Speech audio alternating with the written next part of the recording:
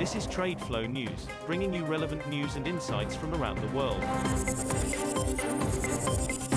TradeFlow News, enabling trade for SMEs and economies worldwide. These are some of the key topics that we will be looking into in today's program.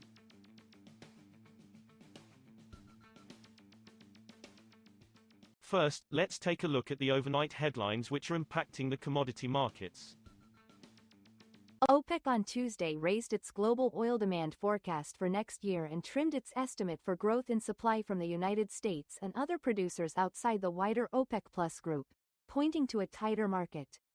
The outlook for higher demand and a drop in supply growth from outside OPEC Plus would make it easier for OPEC Plus to proceed with its plan to pump more barrels to regain market share after years of cuts aimed at supporting the market.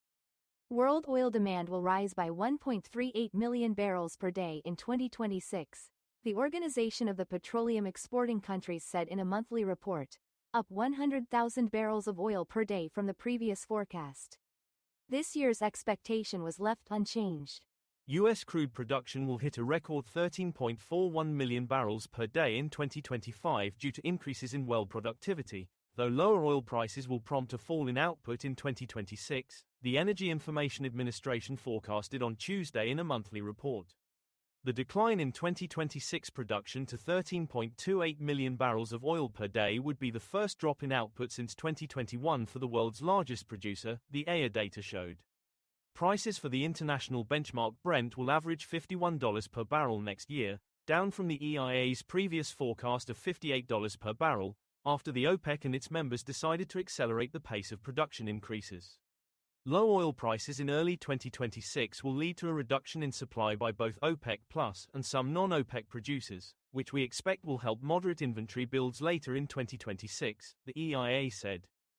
Moving on to the top news in the energy sector. China's new solar power capacity will slow in the second half of 2025 as reforms removing guaranteed pricing create uncertainty for new projects, though full-year additions will still likely reach a record high because of front-loading, analysts say. Slowing growth in the world's largest solar fleet is a fresh blow for solar manufacturers already struggling with massive overcapacity and a vicious price war. Global solar manufacturers, the majority of which are in China, have the capacity to make more than twice the number of panels the world will buy this year, according to an estimate from Morningstar. India aims to allow private firms to mine, import and process uranium as part of plans to end a decades-old state monopoly over the nuclear sector and bring in billions of dollars to boost the industry, two government sources said.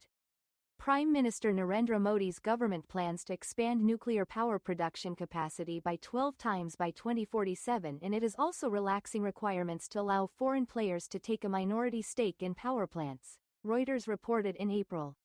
If it meets its expansion goal, nuclear will provide 5% of India's total power needs, according to government estimates. Next, we have the top news in metal markets. Copper prices in Shanghai and London firmed on Wednesday as U.S. inflation data backed expectations for a Federal Reserve interest rate cut next month, although higher inventories kept gains in check. The most traded copper contract on the Shanghai Futures Exchange closed daytime trade 0.54% higher at 79,370 yuan, $11,060.33 per metric ton, after touching a peak since July 25 at 79,510 yuan earlier in the session. Benchmark copper on the London Metal Exchange rose 0.14% to $9,854 a ton, as of 0727 GMT. It hit a more than two-week high on Tuesday, boosted by a 90-day extension to a Sino-US trade truce. India's Ministry of Mines has introduced a bill in the lower house of Parliament to establish a national minerals exchange aimed at regulating the trading of minerals and metals, a copy of the bill showed. The proposed exchange would facilitate trading in minerals and metals under rules framed by the central government. It would also maintain a comprehensive data bank of trading activity and include regulations to prevent insider trading and market manipulation. We will now look at the top news in the agricultural sector. Malaysia has raised its September crude palm oil reference price, a change that increases the export duty rate to 10%, a circular on the Malaysian Palm Oil Board website showed on Thursday. The world's second largest palm exporter calculated a reference price of 4,053.43 ringgit, $962.12, per metric ton for September. The August reference price was 3,864.12 ringgit a ton, and incurred a duty of 9%. The export tax structure starts at 3% for crude palm oil in a 2,250 ringgit to 2,400 ringgit per ton range. The maximum tax rate is set at 10% when prices exceed 4,050 ringgit a ton. That is all for today's news on commodity markets. Stay tuned to TradeFlow News as we continue to provide you with more updates.